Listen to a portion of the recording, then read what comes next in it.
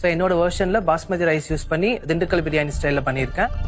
Master ஷெஃப்ல நான் பண்ண திண்டுக்கல் பிரியாணி ஒரு சூப்பர் டூப்பர் ஹிட். என்கிட்ட நிறைய பேர் ரெசிபி கேட்டிருந்தீங்க, பண்ணலாமா? குக்கர்ல 1/2 கிலோ மட்டன் தண்ணி சேர்த்து 10 விசில் நல்லா வேக வச்சு எடுத்து வச்சுக்கோங்க. பிரியாணி மசாலாக்கு 2 டேபிள் ஸ்பூன் தனியா, 1 டேபிள் ஸ்பூன் சீரகம், சோம்பு, மிளகு சேர்த்துக்கோங்க. 10 முந்திரி பருப்பு, 6 ஏலக்காய், 6 கிராம்பு சேர்த்துக்கோங்க. இது கூடவே 2 ஜாதி பத்திரி, 2 நட்சத்திர சோம்பு சேர்த்துக்கோங்க. 2 துண்டு பட்டை சேர்த்துக்கோங்க. 1/2 டேபிள் ஸ்பூன் கல்பாச்சி சேர்த்துக்கோங்க. 2-3 பிரியாணி இலை சேர்த்து நல்லா அரைச்சு எடுத்தீங்கன்னா பிரியாணி மசாலா ரெடி. ஏர்டைட் பாக்ஸ்ல ஸ்டோர் பண்ணி ஃப்ரிட்ஜில் வச்சு யூஸ் பண்ணிக்கோங்க.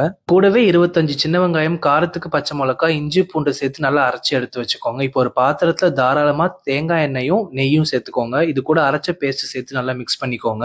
குறைவான சூட்லயே வச்சுக்கோங்க. இது கூடவே மஞ்சத்தூள் சேர்த்துக்கோங்க. காஷ்மீரி மிளகாய் தூள், உப்பு சேர்த்து நல்லா மிக்ஸ் பண்ணிக்கோங்க. வேக வச்ச மட்டனும் அரைச்ச பிரியாணி மசாலா 2 டேபிள் ஸ்பூன் சேர்த்துக்கோங்க. புதினா கொத்தமல்லி சேர்த்து நல்லா மிக்ஸ் பண்ணிக்கோங்க. 1/4 கப் அளவு தயிர் சேர்த்துக்கோங்க. 1/2 எலுமிச்சை பழத்தை சேர்த்து மிக்ஸ் பண்ணிட்டு மூடி போட்டு ஒரு 10 நிமிஷம் வேக வச்சுக்கோங்க. நல்லா எண்ணெய் பிரிஞ்சு வந்ததும் 1 கப் அரிசிக்கு 2 கப் அளவு தண்ணி சேர்த்துக்கோங்க. நான் மட்டன் வேக வச்ச தண்ணி தான் எடுத்திருக்கேன். தண்ணி நல்லா கொதிச்சதும் 1/2 மணி நேரம் ஊற வச்சிருக்க சீரக சம்பா அரிசி சேர்த்துக்கோங்க. அரிசியும் தண்ணியும் சம அளவு வந்ததும் கட் பண்ணி வச்சிருக்க புதினா கொத்தமல்லி சேர்த்துக்கோங்க. வாழை இலை போட்டு 20 நிமிஷம் தம் போட்டு எடுத்தீங்கன்னா கம கமன்னு என்னோட மாஸ்டர் ஷெஃப் சிக்னேச்சர் ரெசிபியான திண்டுக்கல் பிரியாணி ரெடி. கண்டிப்பா ட்ரை பண்ணுங்க, செம்ம டேஸ்டா இருக்கும். இந்த வீடியோவை இப்பவே சேவ் பண்ணிட்டு உங்க ஃப்ரெண்ட்ஸ் அண்ட் ஃபேமிலிக்கு ஷேர் பண்ணிருங்க. மறக்காம ட்ரை பண்ணிட்டு எப்படி இருக்குன்னு சொல்லுங்க. இந்த மாதிரி easy and yummy master chef ரெசிபிஸ்க்கு பிராவ்ஸ் கிச்சனையும் ஃபாலோ பண்ணிக்கோங்க.